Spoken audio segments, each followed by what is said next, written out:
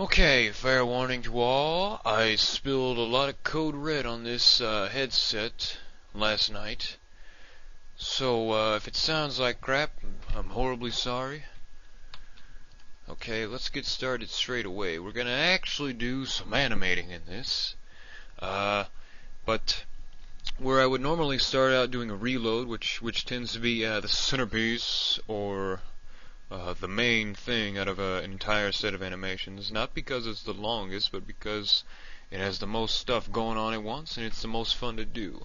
And I normally start out with those so that I can get bored and do the other things, the unimportant things later, and no one will notice that much that I didn't put half as much effort into them. Okay, well, first things first. I'm going to teach you a little bit about Bezier controllers here for animations. And if you're using Max 4, you don't have to do this. But if you're using 6, and I think 5 does it too, the in-between, how exactly how one keyframe gets to another, I believe the default was changed from 4 to 5. From the smooth controller, the smooth interpolation, to I think it's called float. And there's another one in 6, and I've never had a user reference for Max 6, so I really don't know what it's called, but I believe it's called float. But I'm going to tell you how to change that right now, so you can set your defaults up to the way I like them, and I think you'd like them a lot too. Come up over here to Customize. Come on down to Preferences. Click on this little animation button here. Come over here to see this controller defaults. That's what we're after. Hit on Set Defaults. Bezier float right here is what you want to set. Now mine's already set up to the smooth interpolation. This is smooth right here. And I guess while I'm animating, not these shoots, but we'll do this for the reload and possibly a draw if I do a VTM for that. These right here are what controls the in-betweens of your keyframes. Now for example, these are going to approach keyframe to keyframe very smoothly. This one here is linear. It's not going to have any weight, any bias or emphasis on one keyframe to the other. For example, to just go from A to B as straight as possible. 50 miles an hour doesn't go from 45 to 50 to 50 to 45. It just goes 50. This right here is step. It's absolutely worthless. I seriously can't think of a use for it. I mean, there's got to be one. Maybe someone can explain it to me later. It's crap. This is a fast in. It's going to approach the next keyframe very quickly and sort of slow down toward the end. This is a slow in. It's going to or I'm sorry, am I getting these mixed up? Fast in, slow in. One of these, this one approaches faster. I'm not sure if it's called a slow in or a slow out. I would imagine, well, God, I don't know. These right here, this is going to approach the second keyframe slower than this one is. I'm sure the picture gives everything away. The actual title, I'm afraid I am not familiar with. This is custom. Don't mess with this. It's junk. Well, unless you're a god, you feel like typing in numbers to animate, which I don't. You don't either. Well, again, unless you're a god. This right here is the float. This is the default. So if you're coming in here for the first time, you're probably going to see this. Now, I like these. I'll give some examples of why I like them and what they can do over the others while we're going on here. For the shoot, it's not that complicated. It's not rocket scientist. You don't have to be a genius to do it.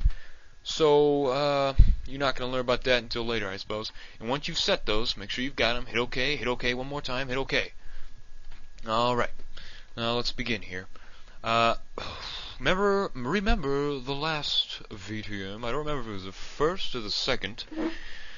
I believe I told you to link constrain this magazine, whereas you should link the trigger and the bolt here.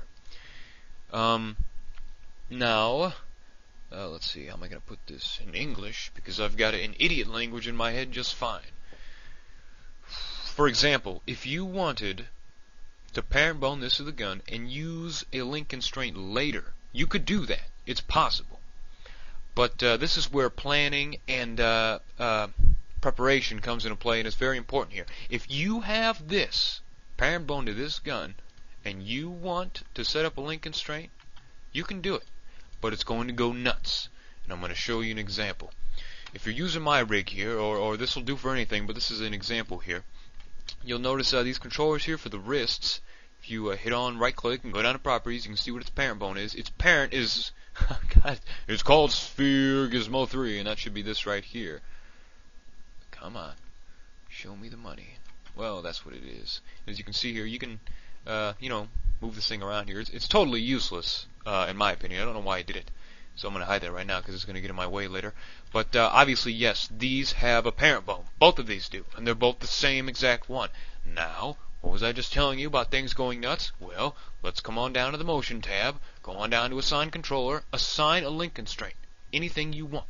Now, as soon as you do this, it just went insane. Now, I'm sure there's a technical term for this, of why it does this and why it goes insane and mutates and jingles around and does all kinds of crazy crap. There's, I'm sure, a technical reason for it, but you don't care about it. Yes, that's right. This is the only VTM that will tell you to fudge the rules. You don't need to know them. You just need to know how to play by them. So, if you've ever wondered why you can parent bone this, you know, and you can set a link constraint.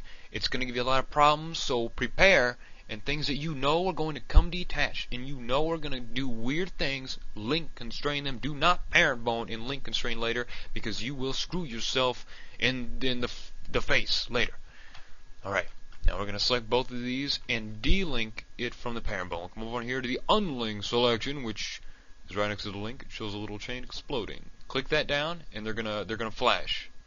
Now that means they've got no parent bone. You can double check if you really want to. If you don't believe me, if I'm just here lying to you, but I was not. Now, this is going to be a stylistic choice here. I'm going to. There are so many ways to set this up, and you know, whichever way you like, experiment with both, because I've done both, and I really don't have a certain leaning. I tend to change, if not for purpose, just for practice and fun. You can, for example, give these hands a link constraint that constrain them to the gun body. Oh, I'm sorry. Add link. Constrain it to the body. Now, if you move the body of the gun, you can tell the hand, it's not going anywhere. It's going to stay on that gun. This is obviously, you know, very useful. Now, there's a few ways this can be used primarily when you're doing animations. You can primarily move the gun. You animate the gun, and the hands are secondary, and they're always parented to this gun. Do you see how that might be useful? Okay, that's one way of doing these things. Another way is to actually link the gun to one of these wrist controllers here. Now, if you move the gun, it moves independently, but obviously if you move the wrist, do you see that? Do you see how these different styles can come into play in all kinds of different things? Alright, now the joy of not having parent bones really coming all through here is that you can alternate depending on which animation you want to do. Now for shoots, I'm gonna switch them up. I'm gonna switch them up here, both of these. How about for shoots? We're going to link the hands to the gun, and maybe for the reload, we're going to link the gun to the hands. Now, obviously, for some examples, one's going to be better for the other. If you want to simulate some weight here, and you want perhaps this gun to sink down in this hand, maybe rotate a little bit. It's going to be a lot harder to do if instead of rotating at the pivot here of the wrist to simulate the weight on the wrist, if you've got the wrist linked to the gun, whose parent bone, whose pivot point is, you know, it's right there in the middle. That's pretty far from this wrist here, wouldn't you say? Now, it may be a little difficult to simulate that weight. However, as you can tell here, we've got this hand here, and this bone is right in the middle. So if you're holding onto the gun with two hands, you know, it may not be such a bad idea to link the hands to the gun. You got to think about all this stuff, and it's really not as complicated as I make it sound. And trust me, if I'm doing it, anyone can do it. It's really not that tough. But let's, for these shoots here, I'm going to stop blabbing on here, and we're just going to link these hands to this gun and animate the gun as opposed to animating the hands. I hope you all caught that. It's pretty important. It's not that hard to understand, thankfully. So, we've got the hands linked to the gun. There we are. It's going to be very useful when you're doing these shoots here. And I just got a thing where I got to do this in wireframe here when I'm in the left viewport. Well, I don't want it to look ugly for you people who aren't used to this, or maybe you are. Alright, let's get started. Max 6, I think you can just go straight to whatever keyframe and it's going to fill in the 0 for you. But I think if you're using 4, if you don't set a 0, you may as well just not be in animation mode because it's going to be moving the actual mesh of the model and not doing animations. So let's just play it safe for those of you who are multi-max lingual. Right click on here to set your keyframe 0 and 0. Groovy. We're going to start out, we've got some things to do in this animation. Why don't I run through it real quick. We're going to pull this finger back here to pull this trigger. We're going to move this bolt back, and we're going to move the gun, obviously. And the gun's the most important, so, why don't we do that now? Okay, shoot animations. There are many ways to do them, and throughout all of animation, I'm going to tell you a very important secret that there are many ways to do animations wrong, but there are no ways to do them absolutely right. You can do a million different styles and things and doodads and whiz-waz and still have a wonderfully good animation. I tend to do shoots one way. It's a way that I'm most comfortable with and that I like to do. I guess, I might run through another way that I know how to do them, but I'm not too fond of. Just to show you how versatile you can be with these things, depending on your setup with link constraints as well as your imagination, which is most important of all in animation. Let's come on down here to this time configuration tool right here, and they call it a tool when I think really it should be more of a death trap. Look at all these numbers here, and you've got a whole button for rescale time. You could seriously really wreck things up in here. This is so confusing to do here, but we're going to play it safe. We want this to be 30 frames long. That's a great number for shoot animations, for anything small like that. The default max frame per second, I believe, plays at 30 for all versions. Pretty sure that's true. So here, I'm always used to coming here to the frame count, hitting 31. That just means there's going to be 30 frames here. Just something I do. You don't have to do it. You can just type in 30 here or whatever. If you mess with these, you're going to start jacking stuff up, and I don't have time to get into all the doodads that you can do with this piece of crap. Most worthless tool ever. They call it a tool. It's a waste of time. Okay. Make sure you've got your frame 0 set. That's very important. Oh, also we should save this as a shoot. You're going to want to keep your reffing the same.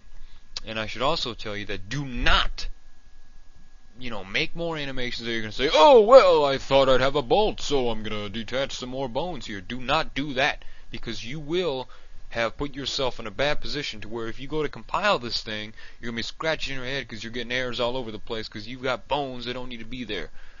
That's if you're actually compiling a model. I know that many engines you don't have to, but if you're playing by the rules of the Half-Life engine here, you've got a lot of rules to obey, and you better obey them right. Alright, let's get going here. Now think about this. I tend to always start out here with a... it's so weird for me to be explaining the sciences of animation, of shooting a weapon, of all things. Why don't we come in here down the motion tab one more time? I'm going to show you the in-betweens here. Now you can't, you see this here right here? Normally, if you are using, perhaps, I'm going to show you just a quick example here. We're going to set a frame 0 for this arm. Okay, did you see that? Ignore everything else except for the hand here. You see these here? These are your controllers. Well, hey, Nick, hey, I can't believe you were right on that one. You see how this is set to smooth now as your default? If it weren't, you'd be pulling out these at the yin-yang, and you don't want that. Tony Danza doesn't want that. Nobody wants that. I suppose I should have moved some arms here first, just to give you an idea of some other things you can do with these, instead of jumping right in, but I don't care. How about, this is what I tend to do here. I tend to go down to 12. It's always nice to, and it's just so difficult for me to start explaining the science of recoil, not just the gun recoil, rest, all these terms here. They're so hard to convey to someone, and I don't want to get it to the point where I'm just doing and you're just watching, because that's not helpful to you at all. Remember, the last frame's always got to equal the first. Okay, this is a very basic one here. Why don't we just watch this? And I think I'm recording this at 10 frames per second, so you may not be able to see any of this, but I'm just going to check it for my sake. And I can't hardly see it either. This whole thing's jacking my computer up pretty bad. But you know, that's good enough for this, what we're trying to accomplish here. We're just trying to get the basics here. Now let's run through these keyframes to see exactly what's going on. The first frame, as soon as you click that button on your mouse and the trigger is pulled, imaginary trigger, the kill switch is pressed. It's going to recoil backward. You know, ordinarily, it's not good to go from one very far distance in just one frame, and I do it pretty much only for shoots, sometimes for some other things, but the cases are rare. Let's run through this in slow motion if you're copying this here. See how these frames are approached? See how this goes smoothly to the other one here, and we've got these things here, and I don't want to get into that. I can mess with that all day long. But just know that it's set up to be smooth. It's just got a fancy thing over here. Don't worry about that. It's the way you want it. Trust me. Geez, you know, I'm having trouble trying to think of how to explain this. Well, I'm trying. Well, how about this? How about this?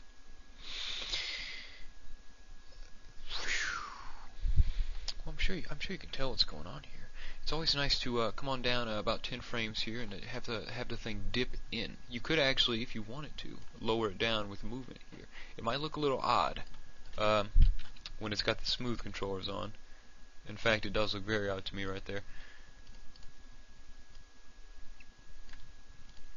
But you know what? Shoots are one man's crappy shoot is another man's delicacy. I know a lot of people don't like the way I do them. That's the way I like them, not because they're easy to do, and these are very easy to do. That's why I started with this. They're simpler than anything you can do. They're beyond simple. You can do them, and look how many keyframes there's. Like 1, 2, 3, 4, 5 of them. 5 keyframes, and you've got a shoot animation. I guess I should point out that keyframe placement here is very important.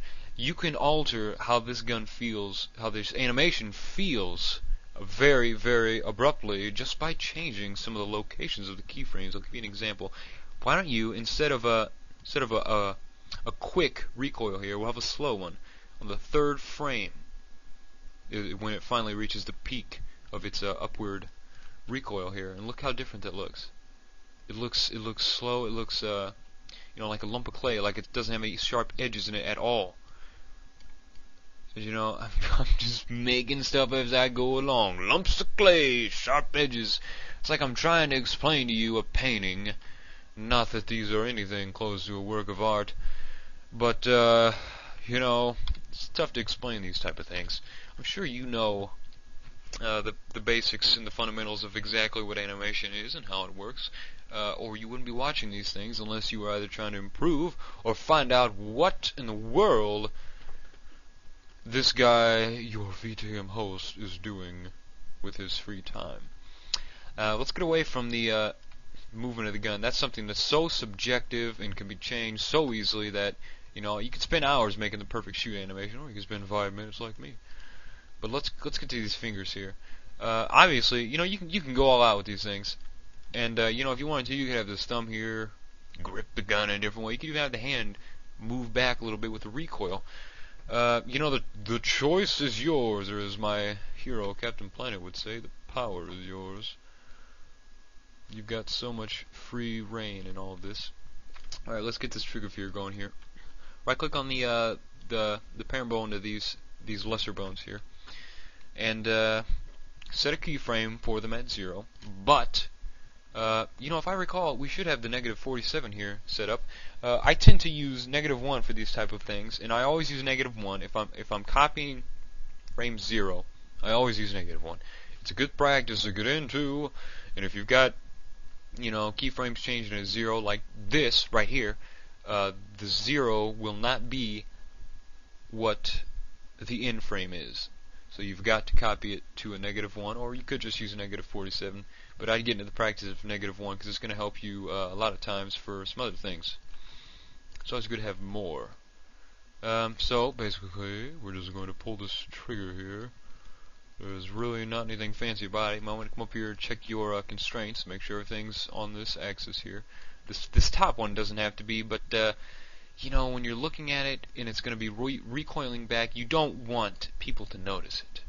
It's just it's a subtle thing that you shouldn't be able to tell is there. Also, you may actually want to do this in first-person mode, because you're going to be looking at that trigger finger. If you want it to look a special way, go right ahead. Oh, I should also tell you, I repositioned this gun here. I thought it was way too far out and way too far up. You could possibly see that the forearm was actually not attached to any other arm while you were in game with it. I did that before I started the VTM. I'm sorry I forgot to mention that all to you. Those of you who are cheering now that I finally got to mentioning what you were thinking about, congratulations for noticing. Zoom extents. Alright, and you've got the trigger here. Now the trigger doesn't have a keyframe yet. You've always got to remember that. Because even if you're using Max 6, and I told you it would set a keyframe for 0 if you moved it, if you set one for 0, well, you ain't got crap. It's a good work and waste of your time. Set it for 0. Set it for -1. Now, maybe I should have gotten to the fact that if you don't have the trigger depressing, or if you don't have the finger depressing the trigger on the first frame of the animation, if you do it on the second, for example, if you've noticed, the recoil doesn't start until the second frame. And I know a lot of people like to put the recoil on the first, but I don't, because it makes the animation feel hollow to me.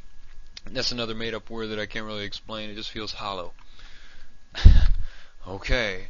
This guy's nuts. What is he talking about? Talking about hollow? Talking about chocolate cake when he's animated? Just sit down and have a nectarine. Everything's going to be alright when this is done. Grab this trigger here. You've got to have it depressed. And again, maybe I didn't even finish what I was talking about there. I just got running off on a tangent. If you don't have it on frame 0, you're going to look like the trigger's rapidly pulling it. It's not an automatic. It's just rapid. Which, you know, for this isn't a machine gun or a... I know the realism people are going to kill me. He said machine gun, it's an automatic. For those of us who are not into the weapon lingo, I'll call it machine gun for them. If you're not using machine gun here, you don't want to be tapping the trigger now, do you? God, I've gone on forever and I haven't even moved this stupid thing. Let's finally rotate this trigger and put it back to where it needs to be. Remember, we've got to add -1 set up to where its default position is. Remember? Good. So, you're going to ask, what do we do now, Nick? Well, we've got to bring these back to 0, correct? Of course we do. You cannot just make these go back to 0. I'm going to show you another very important part of animating here. See how good it was for me to think this out? Oh, by the way, I haven't thought of what I'm going to do for the other ones. Surprise, surprise. I'm going to get into studying here.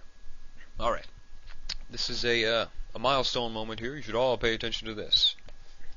Because we're using the smooth Bezier control, the interpolation between the keyframes, we're using smooth. And even if you're using float, you know, maybe even linear. I mean, I really haven't tried those other ones that much, and I use them for certain circumstances, but I don't rely on them, and I don't use them for everything, obviously, because it doesn't look that great. If you're using smooth and float, and I'm just going to say this for everything, if you're using anything, the way that Max, and I know this is Max, it makes animating so easy. You could just, as I just showed, you put 5 keyframes in it, you got the smoothest shoot animation that's ever smoothed. The way these keyframes work is they don't go from A to B to C to D. If you have 3 keyframes set up, and maybe I'll give you an example of this in a minute. If you've got 3 keyframes set up and you have from A to B to C, Max does not bring the bone to A, and it does not just bring it to B, and it does not just bring it to C. The way that I know this is smooth and the float, I'm just going to say last time, that's the last disclaimer. The way this works is it's going to mix in a way 3 together. You know, the scientists of Max are up in arms right now because I said that. Again, I don't know the rules that well, but I know how to play by them. let's practice what we preach here. For example, if I wanted to set this at 0, this is just an animation, obvious animation moment with a light bulb come on. You want it to start heading back to 0 at this point, so you'll have to put another keyframe here. So it's going to start going back to 0 at 12. Does everyone follow that? I'm sure you're just going to have to get used to these things. This is just an obvious thing, whether you're using Max, Maya, whatever. That's the way it works. You want this to be the frame you want frame 12 to be the same as 0, and then it's going to head back to the -1 position, which is going to be the last position of the animation, which also is the first frame of the animation for every other animation. It's the idle. Alright? I hope you all follow that. Not trying to be confusing. Now, what did I say about mixing the two together? Look what happens here. Do you see that finger go straight through that gun? Do you see that? Do you see it? There's a few reasons for this. Remember when I told you in the second video, I believe it was, negative keyframes can and do have an impact on positive keyframes? Well, what's -1 to 0 and then to this? Do you see how the smooth interpolation, that's what we're using here, is going to go, because it's going so rapidly from the -1 position, which, as you recall, is the idle position, because it's going so rapidly to a depressed back position like that, it's got to make up the recoil, baby, and it's doing it right there to get back to where it is on 12. I hope everyone understands that, and it's something that I can't really put into words. You've just got to know. Now, for example, let's prove this point here. Let's change 0, which is a depress here, to -1. As you recall here, -1 is the idle position. Let's do that. Do you notice it going back now? You do not, because this is proof that the negative keyframes do have an impact on positive ones. As well, it's proof that the 3 keyframe rule, it's going to blend these 3 together with recoil, and it's gonna do exactly what I predicted.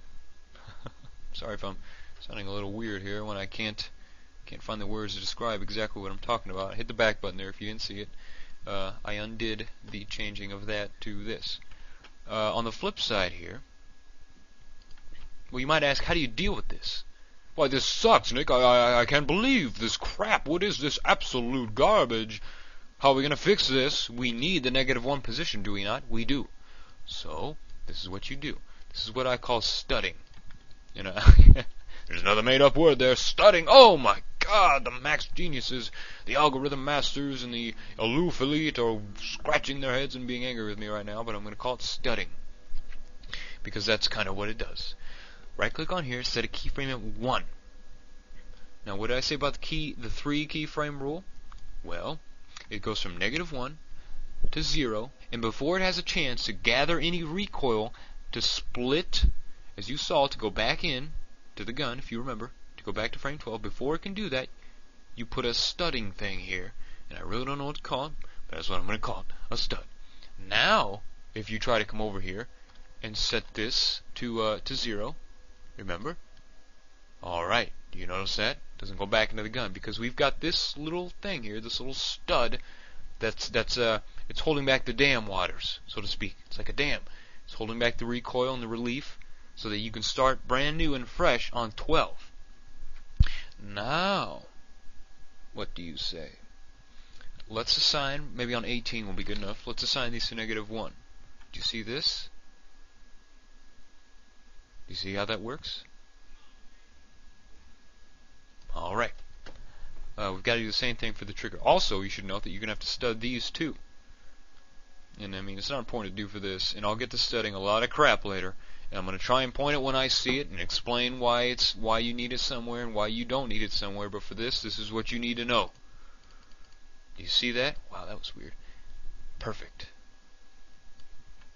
I'm going to watch this and make sure it's timed up right. It could actually stand to go a little bit back. Why don't we'll have it on frame 12. Remember frame 12, the frame that it starts to head back to 0. It finishes 0. Let's just put on 20 so it's easily remembered. 12 to 20.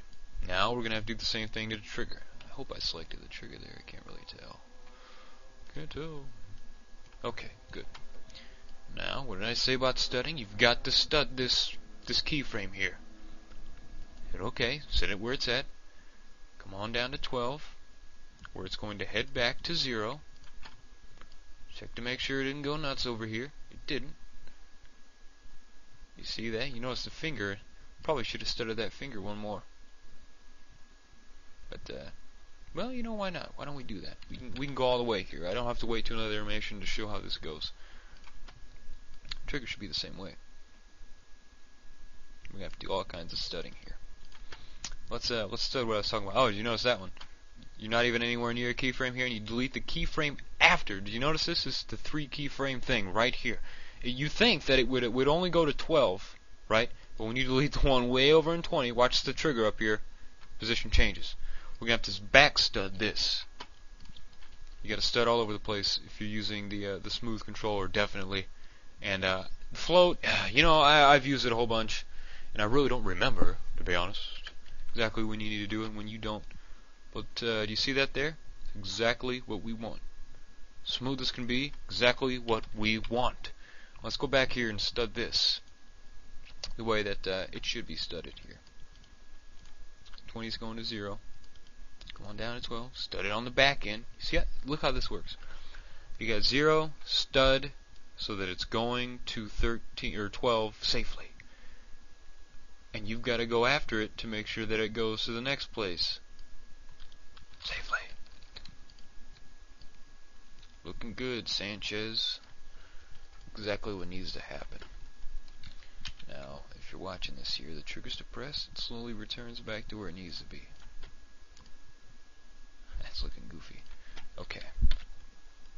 Let's do this bolt here real quick, and I should have watched what time I started, but I didn't. So I'm going to try and get this out of here quick, because this is a dumb VTM. Everybody knows this stuff, probably. Set the frame at 0. You know, these you could do a bolt either way. Some people like the bolt back, maybe halfway at the 0 point. I don't know. I don't care, really. What I tend to do is I'll have it return to the farthest back position in 2 frames here, and then come back in 3. It's going to obviously go back to its normal position slower than when it got. I mean, you know this stuff. When you shoot the freaking bullet, it comes out quick, and then it slowly, slightly slower, just 1 frame slower, returns to the normal position. So let's watch that. And this doesn't just apply to guns, I hope everyone's realizing. Keyframe placement is very important, and you know, where you put them is just as important as what happens where they're at.